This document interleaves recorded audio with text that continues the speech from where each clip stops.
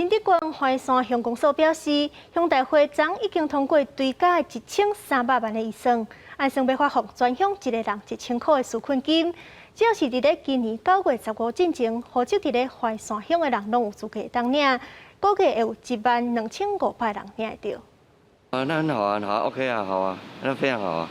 那你会打算拿这1000块做什么？啊，这日常用品吧，生活日常用品。还不错啊，很棒。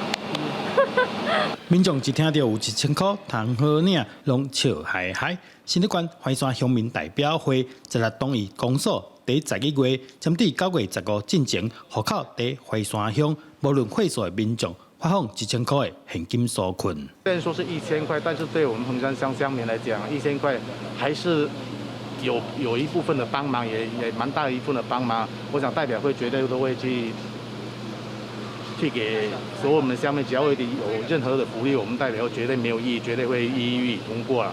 怀山乡长讲，疫情严重，影响乡亲的生活，尤其是在来湾做生意的店头，希望透过直接发现金的方式，加减帮助大家。把这个今年预算多出来的统筹县普通统筹呢，把它转换成这个防疫纾困金来发给百姓哦，那让他能度过这一个疫情。当然1000块不多，但是呢，我想呢，对乡下人来讲呢，至少他可以维持他1个月的这一个电费。目前初步估计有12500外人会使领到这1000块。